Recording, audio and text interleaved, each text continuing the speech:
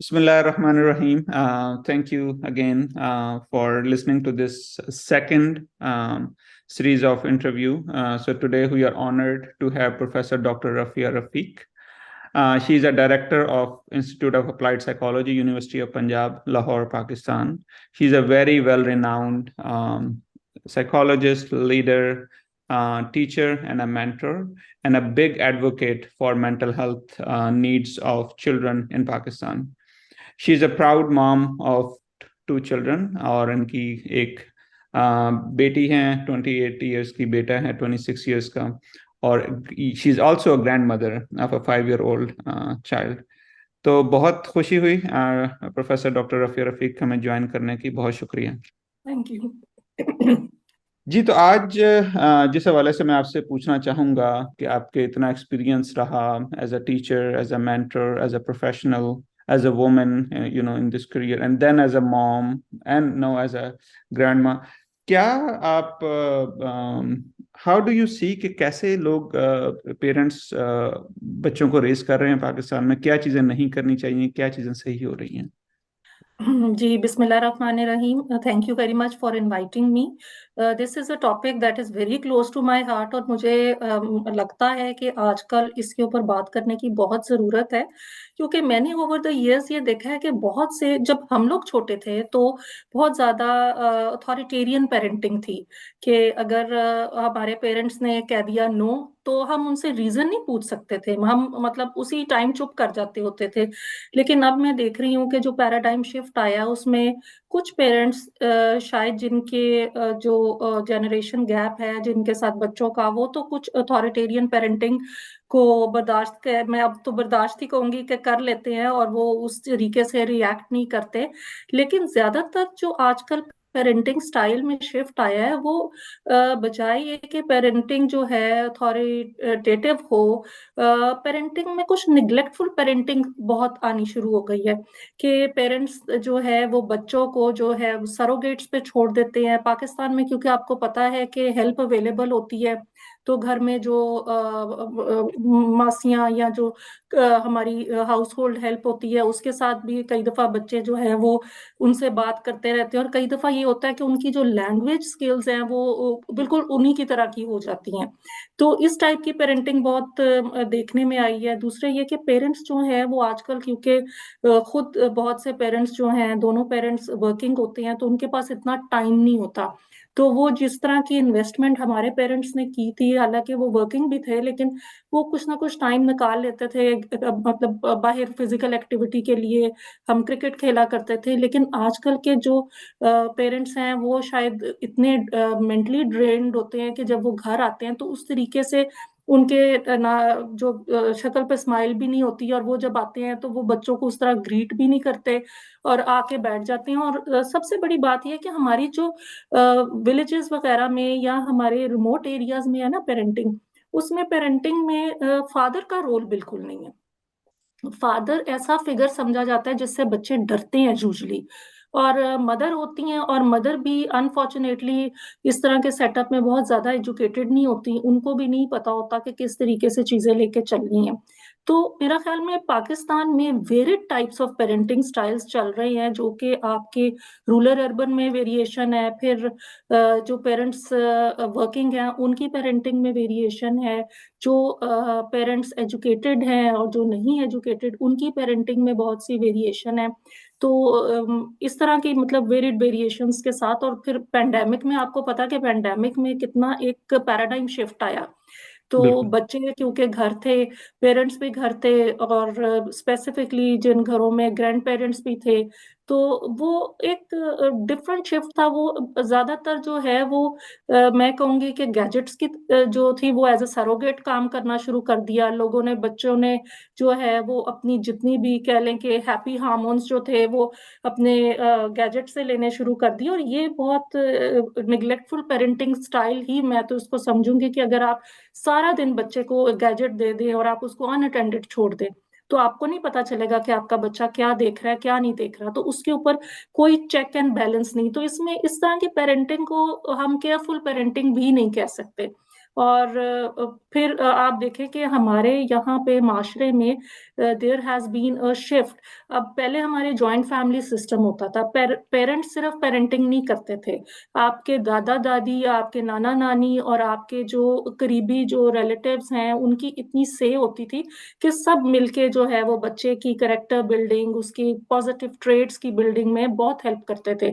लेकिन अब क्योंकि एक इंडिविजुअलिस्टिक कल्चर की तरफ अब पाकिस्तान भी मूव कर रहा है, तो ज़्यादातर जो है वो बच्चे की जो इंटरैक्शन है वो पेरेंट्स से है या घर पे काम करने वालों से है, ड्राइवर्स के साथ है और बच्चे का या गैजेट है। तो उसमें जो बच्चा सीख रहा है वो इन एजेंट्स ऑफ सोशलाइज़ेशन से सीख रहा है आजकल। ने बहुत शुक्रिया, आपने बहुत अहम चीज़ों के बारे में बात की। मतलब एक तो ये कि बच्चे की डिफरेंट स्टाइल ऑफ पेरेंटिंग आपने बात की, आपने रोल ऑफ फादर पे बात की, आपने गैजेट्स की बात की, चेक एंड बैलेंस की। तो काफ़ी अहम चीज़ें आपने शेयर की हैं।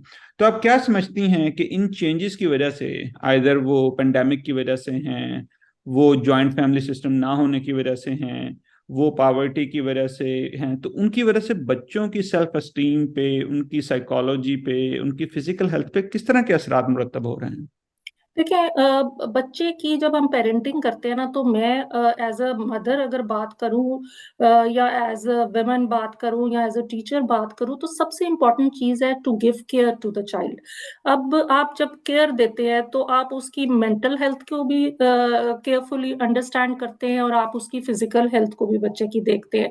तो केयर जब नहीं होगा पेरेंट्स की तरफ से या केयर गिवर की तरफ से तो वो बच्चों की जो ज़हनी नशो-नुमा है या बच्चों की जो कह लें सेल्फ एस्टीम है, सेल्फ कॉन्फिडेंस है, अपना सेल्फ इमेज है, वो सारा डिस्टर्ब होना शुरू हो जाता है। बच्चे कई दफ़ा इस चीज़ को समझते हैं कि वी आर नॉट इम्पोर्टेंट या अगर हमारी ज़रूरियात का ख़्याल देखिए हम बायोलॉजिकल पेरेंट्स तो होते हैं, लेकिन हमें उसके साथ-साथ साइकोलॉजिकल पेरेंटिंग भी करने की ज़रूरत होती है कि अगर बच्चे को खाना दे रहे हैं तो उसके साथ-साथ उसके ज़हन के लिए, उसकी सोचों के लिए, उसके इमोशंस के लिए और उसके बिहेवियर के लिए क्या चीज़ें इम्पोर्टेंट हैं, उसको किस तरीके से हम लेके चलते हैं। अगर बच्चा कई दफ़ा आके पेरेंट्स को कहता है क्योंकि आजकल आप देखें कि abuse is becoming very common, तो कई दफ़ा छोटे बच्चे आके पेरेंट्स को बताते हैं कि मुझे इस तरह हुआ, मेरे साथ ये, तो पेरेंट्स उसको कहते हैं कि नहीं-नहीं ऐसे या इग्नोर कर देते हैं या बात गौर से नहीं सुनते।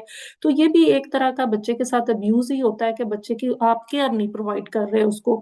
फिर अब अगर फिजिकल हेल्थ ले लें या तो पेरेंट्स जो है वो इतने कह लें कि ओवर प्रोटेक्टिव हैं बच्चों के बारे में पाकिस्तान में कि वो उनकी हर ज़रूरी जो है चीज़ें उनको खुद पूरा करना चाहते हैं। बच्चों को इतनी लिवरेज नहीं देते कि वो खुद अपने डिसीजंस भी ले सके या वो खाने-पीने में भी वो उनको फ़ोर्सफुली जो है वो उनको कहते हैं कि इस तरह करना है।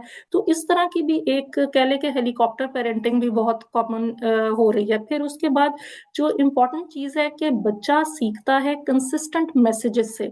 अगर बच्चे को आप एक दफ़ा अगर किसी गलत चीज़ पे डाँट रहे हैं और अगली दफ़ा उसको आप इग्नोर कर रहे हैं, तो बच्चा बड़ा कॉग्निटिव डिसोनेंस का शिकार होता है कि पता नहीं मैं ठीक भी कर रहा हूँ, मैं गलत कर रहा हूँ, कौन-सी बात मेरी ठीक है? मेरी पहली बात ठीक है कि मेरी दूसरी बात ठीक है? तो बच्चे के माइंड में ना डिफरेंट वो एक पिक्चर नहीं बनती कि सही क्या है और गलत क्या है। और इसी तरह जब हम कई दफ़ा बच्चों को जो है गलत मैसेज देते हैं कि पेरेंट्स जो होते हैं कई दफ़ा कह देते हैं जाओ बाहर जाके कह दो कि पापा घर पे नहीं है, मामा घर पे नहीं है, तो बच्चा जो है वो वैसे आप उसको सिखाते हैं कि नहीं जी आपने सच बोलना है। लेकिन फिर वो बच्चा जब आपकी प्रैक्टिकली देखता है कि आप उसको ये बातें बता रहे हैं, तो उससे भी बच्चे में बहुत कन्फ्यूज़न आती है। बच्चा सोचता है कि क्या सच है, क्या झूठ है, तो उसके जो मॉरल्स होते हैं ना वो टाइमली डेवलप नहीं होते और वो बड़े होके भी बहुत ज़्यादा फ्रस्ट्रेशन का शिकार ऐसे बच्चे हो जाते हैं। फिर उसके अलावा जो है हम देखें कि पेरेंट्स जो हैं कई दफ़ा बच्चे को चॉइसेस नहीं देते। वो अगर बच्चे को प्रॉपर चॉइसेस दें कि बेटा आपने ये रेड पहनना है, ग्रीन पहनना है, ब्लू पहनना है तो छोटी बात, लेकिन बच्चे के अंदर एक कॉन्फिडेंस डेवलप होता है कि मैं खुद अपनी जो चीज़ है वो कर रहा हूँ। तो इस तरह की जो है वो चॉइसेस भी देनी बहुत लाज़मी होती है बच्चों को, ताकि बच्चों का सेल्फ एस्टीम बढ़े, बच्चों की सेल्फ एफिकेसी बढ़े और बड़े होके बच्चे जो हैं वो अपना डिसीजन खुद ले सकें। और यूजुअली बच्चे जो जिनको हम इस तरह की चॉइसेस नहीं देने देते, वो बड़े इनडिसाइसिव से बच्चे हो जाते हैं। तो वो बड़े होके अपने लिए जो है वो उनको पता नहीं चलता कि हमने क्या लाइन चूज़ करनी है, इवन कि वो कन्फ्यूज़्ड होते हैं कि उन्होंने आगे मेडिसिन पढ़नी है, उन्होंने आगे आर्ट्स में जाना है, किसी चीज़ में जाना है। फिर एक और इम्पोर्टेंट बात जो बच्चों के साथ मेरा ख़्याल में हर पेरेंट को रियलाइज़ करनी चाहिए, वो है उसके अंदर ये है कि कॉन्सिक्वेंसेस, यानी रिवॉर्ड और पनिशमेंट के जो तौर-तरीके हैं, कि अगर बच्चा गलत काम कर रहा है, तो आपने उसको किस तरीके से समझाना है। एक तो कंसिस्टेंसी है, एक आपने उसको किस तरीके से समझाना है कि ये गलत चीज़ है। और फिर अगर वो सही चीज़ कर रहा है, तो उसको टाइमली रीइन्फोर्स करें। अगर बच्चे ने कोई अच्छा काम किया है और बच्चा घर अपनी कॉपी लेके आ रहा है और बड़ी खुशी-खुशी अपने पेरेंट्स को अपने ग्रेड्स दिखा रहा है और पेरेंट्स अपने मोबाइल पे देख रहे हैं कुछ और वो उसको उस टाइम तवज्जो नहीं दे रहे, तो बच्चे के लिए वो एक तरह की पनिशमेंट बन जाएगी और बच्चा जो चीज़ अच्छा कर रहा है, वो भी करना छोड़ देगा।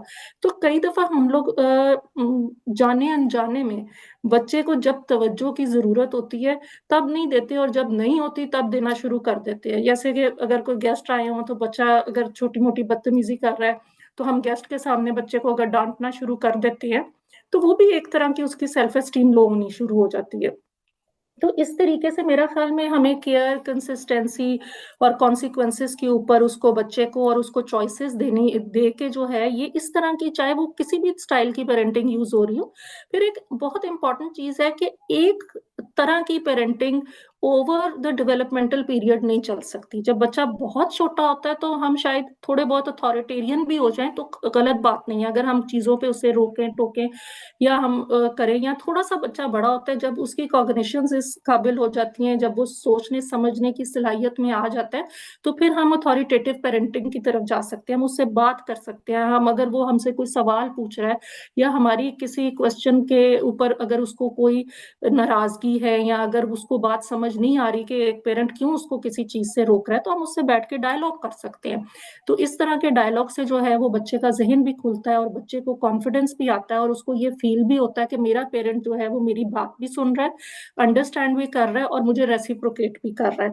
तो इस तरह की चीज़ मेरा ख़्याल में अगर हम इस तरह की पेरेंटिंग रखें और फिर अगर बहुत बड़े बच्चे हैं जैसे कि I am a mother of grown up kids, तो मुझे एक लगता है कि एक तरह की पेरेंटिंग होती है, मैंने उसका अपनी ही एक टर्म रखी हुई है कि स्पिरिचुअल पेरेंटिंग, कि बच्चे आपके करीब हों या ना हों, लेकिन जैसे छोटे बच्चा, अनबॉर्न बच्चा अम्बिलिकल कॉर्ड के साथ जुड़ा होता है मदर की वूम्ब में, उसी तरह आपके बच्चे को जब आपकी इमोशंस या उसको जब इमोशनल हेल्प की ज़रूरत होती है या जब वो किसी परेशानी में होता है, तो उसको ये पता हो कि एक शख्स जो है मेरे लिए या मेरे दोनों पेरेंट्स मेरे लिए जो है वो मौजूद होंगे। और वो इस किस्म की जो है जेस्चर्स से या उससे बात करके या उसकी बात को अंडरस्टैंड करके, क्योंकि आप अक्सर आपसे आपकी भी मैंने वीडियोज़ देखी हैं, आप कहते हैं कि जब बच्चा गुस्से में हो तो उसको और ज़्यादा हम डाँट देते हैं और ये हमारे पाकिस्तानी पेरेंट्स की बहुत आदत होती है। तो मेरे ख़्याल में उस टाइम जो है उसकी ऑलरेडी वो इतना इमोशनली चार्ज्ड होता है कि बच्चे में सोचने समझने की सलाहियत नहीं होती।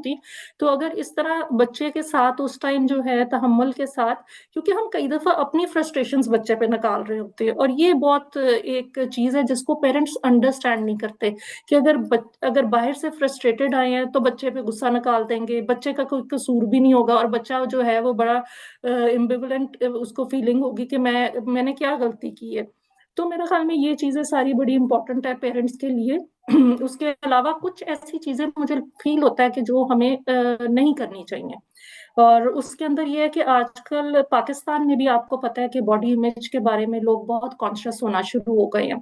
तो बॉडी इमेज में जो है हम अक्सर बच्चों को कहते हैं तुम मोटे हो गए हो, तुम काले हो गए हो, तुम्हारी इस तरह की फ़िज़ीक है, तुम कपड़े कैसे पहनते हो? मतलब कंटीन्यूअसली हम बच्चों को बॉडी शेमिंग कर रहे होते हैं। तो ऐसे बच्चे जो हैं वो डिप्रेशन का भी शिकार हो जाते हैं, उनका सेल्फ एस्टीम भी लो हो जाता है और फिर वो एकेडमिकली भी अच्छा परफ़ॉर्म नहीं कर सकते। तो एकेडमिक्स को अगर हमने देखना है तो मेरा ख्याल में हमारा फोकस बच्चे की मेंटल हेल्थ, बच्चे की सेल्फ एस्टीम और बच्चे की सेल्फ एफिकेसी के ऊपर पहले होना चाहिए। क्योंकि अगर बच्चा खुश होगा, उसके जो है वेलबींग होगी, तो ऑटोमेटिकली उसकी एकेडमिक्स भी बेहतर होंगे। लेकिन अनफॉर्चुनेटली पाकिस्तान में क्या है कि जो पेरेंट्स हैं वो आजकल बच्चे के ग्रेड्स पे बहुत फोकस हो रहा है। एक तरह की रैट रेस है कि हम अपने बच्चों का कंपैरिजन जो है वो दूसरे बच्चों के साथ बहुत ज्यादा करना शुरू हो गए हैं कि फलाने बच्चे का इतने मार्क्स आए, आपके इतने मार्क्स आए हैं, उसका बेटा इतना अच्छा है, देखो उसका इस जगह एडमिशन हो गया, आपका इस जगह एडमिशन नहीं हुआ। तो ये जो कांस्टेंट कंपैरिजन है, एक तो बच्चे में नफरत पैदा करता है, हेट्रेट पैदा करता है, और एक वो अपने पेरेंट्स से दूर होना शुरू हो जाता है, फिर वो उन अपने पेरेंट्स पे ट्रस्ट नहीं करता। तो मेरा ख्याल में हमें ये छोटी छोटी बातों को माइंड में रखना चाहिए। फिर उसके अलावा जो है फबिंग है, जैसे कि बच्चा आपसे बात कर रहा है और आप अपने मोबाइल पे देख रहे हैं और आप कुछ और देख रहे हैं, तो मतलब इस तरह की जो इंटरनेट की पेरेंट्स को जो एडिक्शन है, हम हमेशा बात करते हैं बच्चों की एडिक्शन, लेकिन बात इंपॉर्टेंट ये है कि पेरेंट्स की कितनी एडिक्शन है आजकल इन चीज पे। कि आप एक फैमिली लिविंग रूम में बैठी है, टेलीविजन भी शायद कोई नहीं देख रहा, आपस में भी कम्युनिकेट नहीं कर रहा, और हर शख्स अपने फोन पे है, लेकिन एटलीस्ट पेरेंट जो हैं उनको इतनी अंडरस्टैंडिंग होनी चाहिए कि जब बच्चा आपको मुखातिब कर रहा है या बच्चा आपसे बात करना चाहता है, जब उसकी नीड है कि वो अपने आप को एक्सप्रेस करे या वो अपनी कोई बात बताए, तो आप अपनी जो मोबाइल है या जो भी टैब है उसको साइड पे रख के अपनी गेज जो है वो बच्चे की तरफ करके उसको हेड नॉडिंग, उसको नॉन वर्बल जेस्चर्स के जरिए उसको ये बताएं कि you are physically psychologically available for the child. तो हम अक्सर ये बातें भूल जाते हैं और हम समझते हैं कि बच्चा शायद इन चीजों को इतना गौर नहीं करता, लेकिन बच्चे जो होते हैं बड़े सेंसिटिव होते हैं, वो हर चीज के ऊपर उनका गौर होता है, वो इन चीजों को जो है वो दिल पे भी कई दफा ले लेते हैं। इसकी वजह से बच्चे जो है कई दफा सैड मूड में डिप्रेशन का शिकार हो जाते हैं। तो इन चीजों के ऊपर मेरा ख्याल में पेरेंट्स का जो है वो फोकस होना चाहिए। आपने काफी अच्छी और काफी इम्पोर्टेंट बातों पे मतलब हाईलाइट किया। आपने हेलीकॉप्टर पेरेंटिंग की बात की, कुछ चीजें आपने बहुत अच्छी जो मेरे लिए भी एक लर्निंग की थी, biological parenting, psychological parenting, spiritual parenting. I think those are definitely, आप सही कह रही हैं कि काफी दफा पेरेंट्स सिर्फ यही सोच समझते हैं कि सिर्फ खाना पीना बच्चों को प्रोवाइड करना ही जी। उनकी जिम्मेदारी है, और उसके अलावा उनको इमोशनली अवेलेबिलिटी, अब्यूज पर आपने बात की। और एक चीज आपने जो बहुत अच्छी कही कि कंसिस्टेंसी होनी चाहिए, बच्चों को चॉइस देनी चाहिए। और जब पेरेंट्स, अक्सर आप सही कह रही हैं कि जब पेरेंट्स खुद फ्रस्ट्रेट होते हैं तो वो ज्यादा बच्चे पे गुस्सा निकालते हैं। और तो एक और आप डॉक्टर साहब देखिए, जी। ये पेरेंटल कॉन्फ्लिक्ट जो आपस में भी कई दफा चल रहा होता है, पेरेंट्स की आपस में अगर जो है कोई कॉन्फ्लिक्ट चल रहे होते हैं तो स्केपगोट बच्चा बन जाता है। तो ये बहुत जरूरी है कि पेरेंट्स को आपस में, क्योंकि वो तो अडल्ट है, उनको ये देखना चाहिए कि वो अपने जो भी प्रॉब्लम्स हैं उनको रिजॉल्व करें और कम्युनिकेशन गैप को खत्म करें। बहुत सी फैमिलीज में पाकिस्तान में मैंने ये देखा है कि कम्युनिकेशन गैप की वजह से पेरेंट्स का बच्चों के साथ, पेरेंट्स का आपस में, ये कम्युनिकेशन गैप जो है ये प्रॉब्लम्स की जड़ बनता है। तो पेरेंट्स को अपनी दरमियान भी कम्युनिकेशन जो है उसको गैप को फिल करना चाहिए, और पेरेंट्स को कोई क्वालिटी टाइम रखना चाहिए पूरे दिन में जिसमें सारी फैमिली इकट्ठी बैठे, वो अपने बच्चों से भी बात करें, आपस में भी बात करें, और वो ऐसी चीजों को हाईलाइट करें जो कि आपको लगता है कि बच्चे की एज अप्रोप्रिएट है। अगर बच्चा ग्रो अप कर रहा है और आप देख रहे हैं कि वो टीन एज में जा रहा है, तो उससे आप स्मोकिंग से रिलेटेड उससे डिस्कशंस कर सकते हैं, या जो एडिक्शन से रिलेटेड उसको बातें बता सकते हैं और उसको वार्न कर सकते हैं कि तुमने ऐसे दोस्तों में नहीं जाना। क्योंकि जब हम वर्बली बताएंगे बच्चे को तो डेफिनेटली बच्चा मैसेज लेगा। और फिर हमारे घरों में और जो है ना बहुत से कवर्ट रूल्स है, ओवर्ट नहीं है, हमने रूल्स कई दफा लिखने भी पड़ते हैं, बताने भी पड़ते हैं। और मुझे याद है कि हमारे पेरेंट्स ने कई दफा रूल्स लिखे होते थे, हमारे जो रेफ्रिजरेटर था उसके ऊपर रूल्स लिखे होते थे, और ये हमारा रूल होता था कि हमने 9 o'clock के बाद हमने टेलीविजन नहीं देखना। और अब देखें कि बच्चे जो हैं वो जाग रहे होते हैं, पेरेंट्स सो जाते हैं, तो वो सुबह के टाइम जो है वो बच्चे पेरेंट्स उनको बोल रहे होते हैं कि आप सोते नहीं हो टाइम पे, लेकिन ये है कि बात ये है कि पेरेंट्स को चाहिए कि अगर बच्चा इतना छोटा है कि आप उसका इंटरनेट बंद कर सकते हैं एक टाइम पे, तो आप बंद कर दें ताकि बच्चा सोए। अगर आप छोटे होते ही नहीं रूल सेट करेंगे तो फिर बड़े होके आप बच्चे को जो है उस तरीके से उस लाइन पे नहीं ला सकते। तो छोटे होते से पहले दिन से बच्चों को जो भी आपको लग रहा है कि पॉजिटिव उसकी मेंटल हेल्थ और फिजिकल हेल्थ के लिए चीजें हैं उसके ऊपर फोकस करना चाहिए, ताकि इन द लॉन्ग रन जो है बच्चे हमारे कल को डिप्रेशन, एंजाइटी, स्ट्रेस, इन चीजों का शिकार ना हो। सही है। तो इसके रूल सेटिंग, क्वालिटी टाइम, और क्या आप टिप्स शेयर करना चाहेंगी हमारे पेरेंट्स स्पेशली जो काफ़ी बिजी हैं? Sometime both parents are working, sometime एक फादर, एक फैमिली का एक मेंबर, फादर और मदर वन इज वर्किंग, लेकिन शेड्यूल इतना बिजी होता है। तो आप क्या टिप्स सजेस्ट करेंगी मेरा उन ख्याल पेरेंट्स में के लिए डॉक्टर जो साहब बहुत हम बिजी? कितने भी बिजी हों, हम 10 मिनट तो दे सकते हैं, हम 15 मिनट तो दे सकते हैं। ठीक है ना, हम कोई ज्वाइंट एक्टिविटी बच्चे के साथ कर सकते हैं डिपेंडिंग ऑन द एज। अगर बच्चा छोटा है तो हम बजाय ये कि उसको टैब देने के, हम थोड़ी देर उसको बाहर ले जाके उसके साथ कोई गेम खेल सकते हैं। हम आप मुझे वो कल्चर भी याद है कि जब हम लूडो खेला करते थे, सारी फैमिली इकट्ठी बैठ के कैरम खेला करती थी। तो इस तरह की इंडोर गेम्स जब ये जो इतना एक्सट्रीम वेदर होता है, हम तब अंदर बच्चों के साथ गेम्स खेल सकते हैं। आप हार्डली 10 मिनट भी अगर बच्चे को दे देना, तो रिसर्च ये कहती है कि बच्चा जो है वो उस 10 मिनट में आपके जितना क्लोज होगा, आप मतलब सारा दिन देने की जरूरत ही नहीं पड़ेगी आपको। तो और जो जो काम आपने करने हैं, मैं पेरेंट्स को ये एडवाइस करूंगी कि वो खुद करें अपने बच्चे के लिए। अगर सुबह आपका बच्चा स्कूल जा रहा है तो आप खुद उठ के स्कूल भेजें। हमारे माशरे में मदर्स और फादर्स सोए होते हैं, और आपकी जो हाउस होल्ड हेल्प होती है वो बच्चों को सुबह उठा के तैयार करके भेजती है। तो मेरा ख्याल में ये बहुत जरूरी है पेरेंट्स को अंडरस्टैंड करना कि बच्चे को ये फीलिंग आनी चाहिए कि मेरी माँ उठी है मेरे लिए, मेरी माँ ने मुझे ग्रीट किया है, मैंने अपनी माँ को ग्रीट किया है, मैं अपनी माँ को हक करके फादर को मिलके फिर मैं घर से जा रहा हूँ। तो मतलब ये चीजें भी मुझे थोड़ा सा लगता है कि हम कहीं ना कहीं लैग कर रहे हैं, कि हम अपने बच्चों को बिल्कुल ही हाउस होल्ड हेल्प पे छोड़ रहे हैं, या हम बच्चों को बिल्कुल ही उनके अपने हाल पे छोड़ रहे हैं। और कई दफा बच्चे जो हैं, थोड़े से बच्चे मुश्किल होते हैं पालने, और कई दफा लड़के स्पेशली टीनेजर जो लड़के होते हैं वो उनकी पेरेंटिंग बड़ी मुश्किल होती है। तो कई दफा पेरेंट्स तंग आके बच्चों को उनके हाल पे छोड़ देते हैं। तो मेरा ख्याल में साइकोलॉजिकल हेल्प भी अवेलेबल है अगर पेरेंट्स नहीं कोप कर पा रहे, और अगर वो टाइम देने के बावजूद भी बच्चा जो है वो प्रॉपर उस डायरेक्शन में नहीं जा रहा, तो मेरा ख्याल में गाइडेंस एंड काउंसलिंग लेने में कोई हर्ज नहीं है, और फैमिली थेरेपी लेने में भी कोई हर्ज नहीं है। तो ये चीजें अब पाकिस्तान में भी कॉमन होनी शुरू हो गई हैं, स्कूल काउंसलर्स भी अवेलेबल है। तो पेरेंट्स को चाहिए कि एक ईगल आई अपने बच्चे के ऊपर रखें।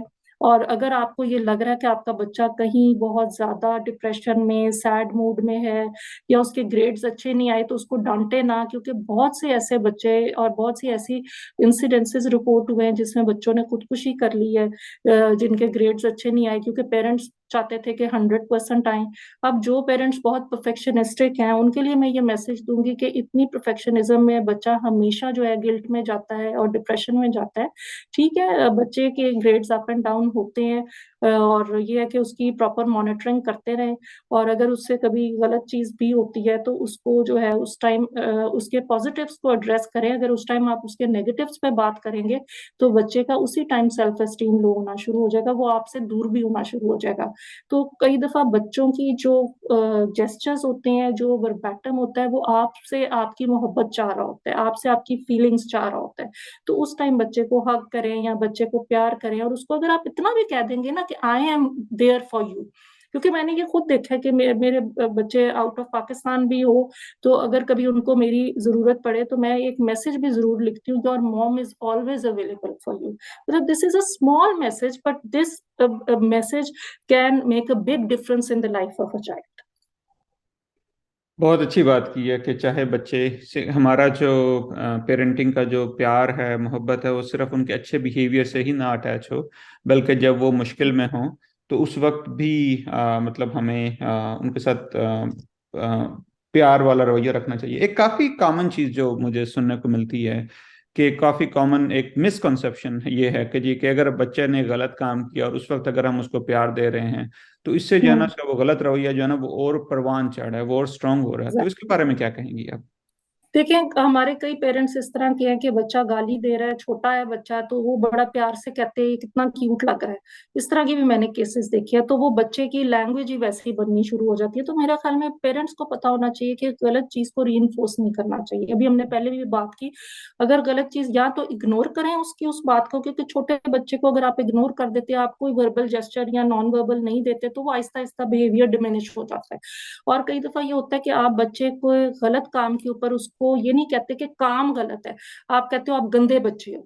तो बच्चा जब अपने आप को उस पर्सपेक्टिव में देखता है कि मैं गंदा बच्चा हूँ, तो कई दफ़ा बच्चे ये कहते हैं ना सेल्फ फुलफिलिंग प्रोफेसी, तो बच्चे जान के भी फिर खराब काम करना शुरू कर देते हैं, क्योंकि वो कहते हैं कि मेरी मेरी तो कोई वर्थ ही नहीं है, मैंने तो हमेशा मुझे ही गंदा बच्चा कहते हैं।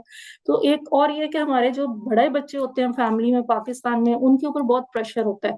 अगर उनसे ज़रा-सी भी गलती हो जाती है तो उनको ब्लेम बहुत ज़्यादा किया जाता है कि आपके बाकी बहन-भाई भी यही करेंगे, आपने ये किया है।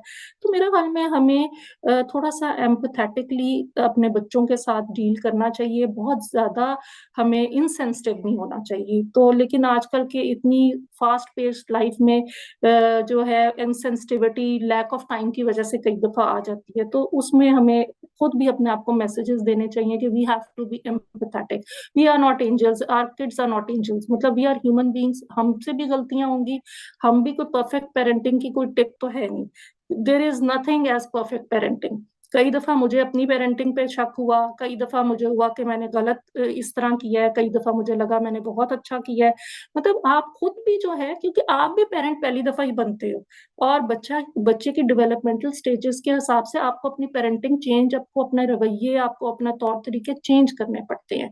तो मेरा ख़्याल में अगर आप अपनी भी मेंटल हेल्थ का हम ख़्याल रखें, क्योंकि अगर हम खुद डिप्रेस्ड होंगे, एंग्ज़ायटी में होंगे, तो हमारे बच्चों में भी ऑटोमैटिकली वो चीज़ें ट्रांसफ़र होंगी। तो मेरा ख़्याल में एक happy home is a healthy home. सही है, happy home is a healthy home. तो अपनी आपने बहुत अच्छी बात की कि वालिदैन को अपनी मेंटल हेल्थ का भी ख्याल करना चाहिए। क्या टिप्स शेयर करेंगी वालिदैन के साथ कि किस तरह वो बच्चों के साथ साथ अपना भी ख्याल रखें? देखिए, मेरा ख़्याल में physical activity is very important. हम जितनी स्ट्रेसफुल लाइफ़ गुज़ार रहे हैं, थोड़ी-सी वॉक करें, अपनी स्लीप हाइजीन का ख़्याल रखें, वक़्त पे सोएँ, वक़्त पे उठें, अपनी स्ट्रेस मैनेजमेंट रखें, चीज़ों को टाइमली मैनेज करना सीखें, अपनी जो बायोलॉजिकल क्लॉक है, उसको ठीक रखें। अगर आजकल प्रॉब्लम ज़्यादा ये है कि लोग लैक ऑफ स्लीप है, आपकी जितनी रिक्वायर्ड अमाउंट है, उतने में लोग नहीं सो रहे। उसकी वजह से भी बहुत से मेंटल हेल्थ इश्यूज़ आ रहे हैं। Gratitude is very important. हमें अपने पॉज़िटिव्स के ऊपर नज़र रखनी चाहिए कि अल्लाह ताला ने जो हमें चीज़ें दी हैं, हम उनका किस तरह शुक्र अदा करते हैं, तशक्कुर में जाना चाहिए। और और हमें अपने जो पॉज़िटिव ट्रेट्स हैं, उसके ऊपर फ़ोकस करना चाहिए। हमें अपनी कैरेक्टर बिल्डिंग के ऊपर फ़ोकस करना चाहिए। फिर ये है कि हम बीइंग मुस्लिम्स, तो मेरा ख़्याल में हमारा दीन हमें बहुत सी चीज़ें सिखाता है, तो हमें रिलीजियस कोपिंग करनी चाहिए। ये बहुत अच्छी फ़ॉर्म ऑफ कोपिंग है। जब सारी तरह की कोपिंग्स फ़ेल हो जाती हैं, तो मेरा ख़्याल में रिलीजियस कोपिंग वाहिद ऐसी फ़ॉर्म ऑफ कोपिंग है जिससे आपको सुकून मिलता है। तो दीन की तरफ थोड़ा-सा रुजू करना चाहिए, बच्चों को भी थोड़ा-सा रिलिजन की तरफ भी लाना चाहिए और पॉज़िटिविटी की तरफ लाना चाहिए, और अपने एग्रेशन को जो है वो किसी न किसी फ़िज़िकल आउटलेट में निकालना चाहिए, बजाए ये कि आप अपनी फैमिली मेंबर्स पे निकालें। ठीक है। और आपका with so much professional experience Pakistan में, लाहौर में, तो क्या रिसोर्सेज क्या अवेलेबल क्या हैं पेरेंट्स के लिए, बच्चों के लिए, स्कूल के वालों के लिए, क्या रिसोर्सेज क्या अवेलेबल हैं लोकली और नेशनली? मेरा ख़्याल में एजुकेटेड पेरेंट्स के लिए तो बहुत से रिसोर्सेज़ हैं, बहुत से स्कूल्स में स्कूल काउंसलर्स हैं, हमारे यूनिवर्सिटीज़ में भी स्टूडेंट काउंसलर्स अवेलेबल हैं। और हमारे बहुत से, जैसे आपको भी पता है कि हम लोग वेबिनार्स भी करते हैं, अगर कोई पेरेंट्स जो हैं वो लिटरेट हैं मीडिया से, तो वो इंटरनेट यूज़ कर सकते हैं, तो बहुत से वेबिनार्स हैं, जैसे आपकी अपनी वीडियोज़ हैं या इस तरह की बहुत सी वीडियोज़ भी अवेलेबल हैं यूट्यूब के ऊपर, और इस तरह की वीडियोज़ भी देख के लोग बहुत सी इन्फॉर्मेशन ले सकते हैं और उसको अंडरस्टैंड कर सकते हैं।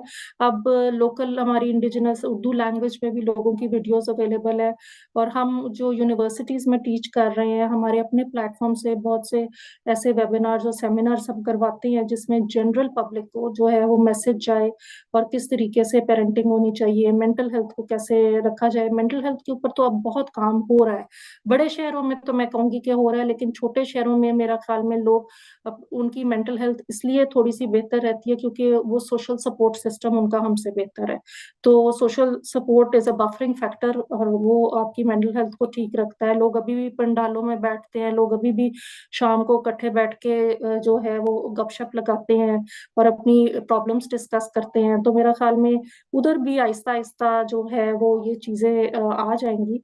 तो वक्त के साथ काफी कुछ जो है वो चेंज हो रहा है। जी, बहुत शुक्रिया। I think those are all great helpful suggestions जो आपने बताई। तो आखिर में क्या मैसेज छोड़ना चाहेंगी हमारे वालिदैन के लिए, बच्चों के लिए, और जो काफ़ी सारे स्टूडेंट्स हैं, ट्रेनीज हैं, उनके लिए क्या मैसेज छोड़ना चाहेंगी आप? पेरेंट्स के लिए तो मैं ये कहूंगी कि पेरेंटल गिल्ट में ना जाएं। बच्चों को जो है वो बच्चों की जो है वो प्रॉपर केयर करें, फिजिकल और साइकोलॉजिकल दोनों। खाली physical care is not enough, उनकी नफ्सियात, उनकी साइकोलॉजिकल नीड्स पे उनके ऊपर फोकस करें। और स्टूडेंट्स से मैं ये कहूंगी कि वो अपनी जो नींद है उसका ख्याल रखें, अपना बहुत सा टाइम जो है वो इंटरनेट पे ना गुजारें, हेल्दी एक्टिविटीज में भी जो है वो इन्वॉल्व हों। और बच्चों से मैं ये कहूंगी कि वो अपने पेरेंट्स को ट्रस्ट करें, और अपने पेरेंट्स को अपनी अगर कोई किसी किस्म की बात है तो वो छुपाए ना, और पेरेंट्स को बताएं। और पेरेंट्स को भी चाहिए कि अगर बच्चा आपको कोई बात बता रहा है तो उसको ट्रस्ट करे, उसकी बात को गौर से सुने और उसके इशू को रिजॉल्व करने की कोशिश करे, उसकी नीड्स को अनअटेंडेड ना छोड़े। अगर हम इस तरह से मिलके बच्चों के साथ चलेंगे तो बच्चे भी हम पे ट्रस्ट करेंगे, और वो किसी किस्म की अब्यूज या किसी किस्म के मेंटल हेल्थ इशू का जो है वो शिकार नहीं। चलें, बहुत बहुत शुक्रिया आपके वक्त का, आपके सजेशंस का। अल्लाह पाक आपको और हिम्मत दे, हौसला दे और तरक्की दे। बहुत शुक्रिया ज्वाइन करने का। थैंक यू, थैंक यू, जज़ाकल्लाह। Thank you. अल्लाह हाफिज। अल्लाह हाफ़िज़।